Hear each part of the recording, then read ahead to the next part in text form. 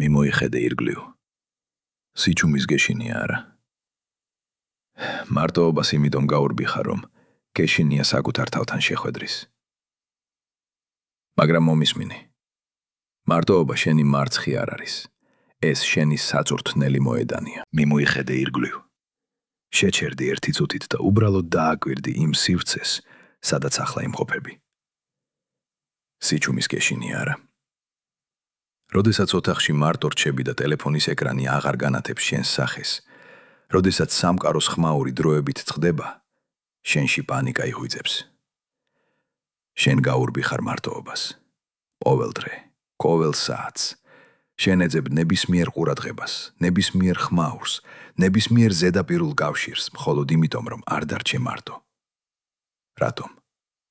იმიტომ, რომ გეშინია იმ ადამიანთან შეხვედრის, ვინც ამ სიჩუმეში დაგხვდება. საკუთარ თავთან. მარტოობა შენთვის სასჯელი ვითაა, იზოლაცია, ტრაგედიასავით.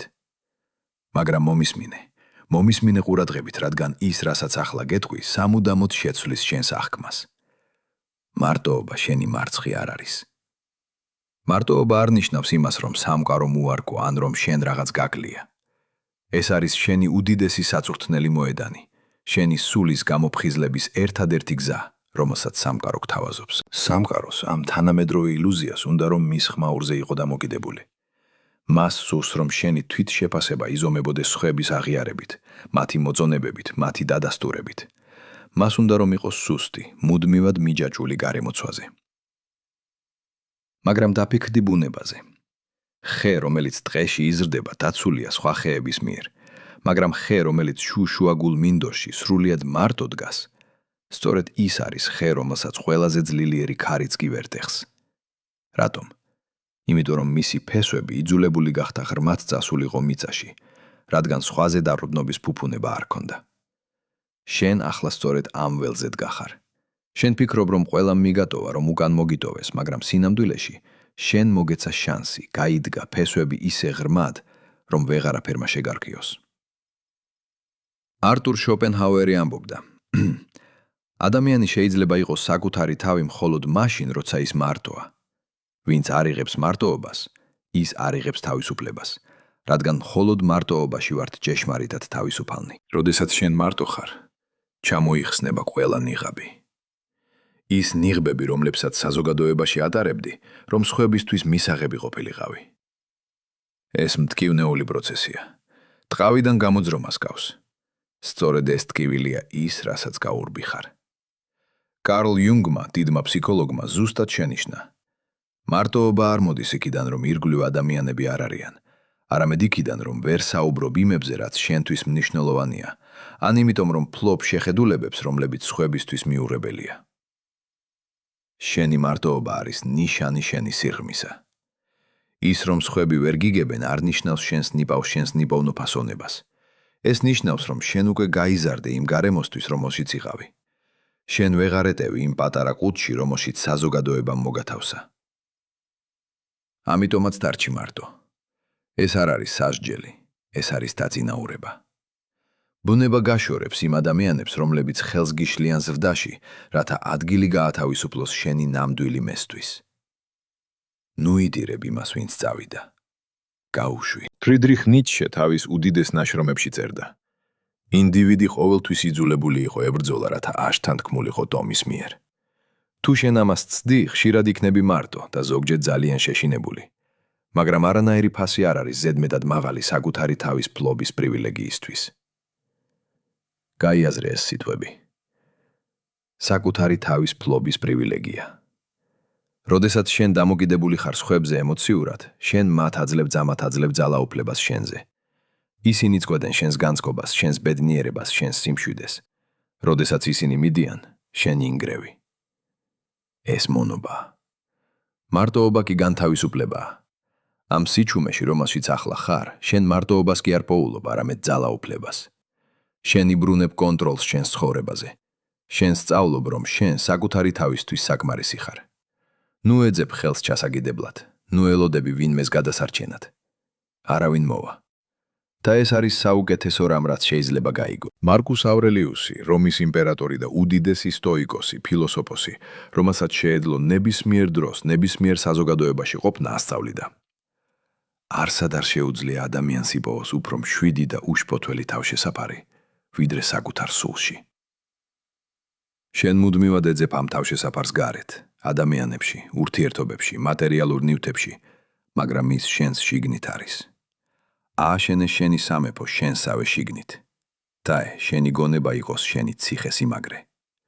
როდესაც მარტო რჩები ნაცვლად იმისა, რომ სიბრალულს მიეცე, გამამოიყენე ეს დრო ინტროსპექციისთვის. იკითხე, ისწავლე, შექმენი, იფიქრე. რეინერ მარია რილკე ახალგაზრდა პოეტს წერდა. გიყვარდეს შენი მარტოობა და აიტანე ის ტკივილი, რომელსაც ის გაყენებს ტკბილხმოვანი მელოდიით. რადგან შენი მარტოობა იქნება შენი მხარდაჭერა და შენი სახლი, თუნდაც ყველაზე უცხო გარემოში. ეს არის ჭეშმარიტი ალქიმია, ტკივილისა და ტანჯვის გარდაქმნა შინაგან სიძლიერეთ. შენ გონია, რომ მიტოვებული ხარ, მაგრამ სინამდვილეში შენ ირჩევი. ირჩევი იმისთვის, რომ გახდე იმაზე დიდი, ვიდრე ოდესმე ყოფილხარ. ფილოსოფიაში არსებობს ცნება ეგზისტენციალური მარტოობა. გაგება იმისა, რომ ჩვენ საბოლოოდ მარტონი მოვდივართ ამ ქვეყნად და მარტონი მივდივართ. ჟან-პოლ სარტრი ამბობდა, თუ შენ მარტო ხელა ხარ, როცა მარტო ხარ, შენ ცუდ კომპანიაში ხარ. დაფიქრდი ამაზე. შენ უნდა გახდე შენივე თავის საუკეთესო მეგობარი. თუ შენ თავად ვერ იტან საკუთარ კომპანიას, როგორ ელოდები, რომ სხვები ისიამოვნებენ მისით? მარტოობა გაძლევს საშუალებას დაამყარო ურთიერთობა საკუთარ თავთან. შეიცნო შენი ბნელი მხარეები, შენი შიშები, შენი სისუსუსტეები და მიიღო ისინი. ეს არის ჭეშმარიტი ფსიქოლოგიური ინტეგრაციის პროცესი, რომელსაც იუნგი ინდივიდუაციას უწოდებდა. გზა სრულყოფილებსკენ, რომელიც მხოლოდ სიჩუმეში და იზოლაციაში გაივლება. გაიხსენე ისტორიაში ყველა დიდი მოაზროვნე, ყველა გენიოსი, ყველა სულიერი ლიდერი. ბუდა მარტო იჯდა ხის ქვეშ გასხივოსნებამდე. ქრისტე 40 დღე მარტო იყო უდაბნოში, რათა ეპოვა შინაგანი ძალა და ეძლია ცდუნებისთვის. ნიკოლა ტესლა ამბობდა, იხავი მარტო. ეს არის საიდუმლო გამოგონებისა. იხავი მარტო. სწორედ მაშინ იბადებიან იდეები. სიდიადე არასოდეს იბადება ხმაურიან წვეულებებზე. სიდიადე იბადება ღამის სიჩუმეში, როდესაც შენ და შენი ფიქრები პირისპირ რჩებით. შენ გაქვს ეს პოტენციალი. ის მარტოობა, რომელიც ახლა გაწუხებს, არის შენი შანსი. მიაღწიო რაღაც უდიდეს. ნუ დახარჯავ ამ ძვირფას დროს საკუთარი თავის შეწოდებაზე. შენ არ ხარ მსხვერპლი. მსხვერპლი. შენ ხარ მეომარი საწურთნელ ბანაკში. ყოველი დღე, რომელსაც შენ ატარებ საკუთარ თავთან, გააშენებს შენ როგორც უფრო ძლიერ, უფრო ბრძენ, უფრო დამოუკიდებელ პიროვნებას. შეწყვიტე სხვებისთვის იმის მტკიცება, რომ შენ არსებობ.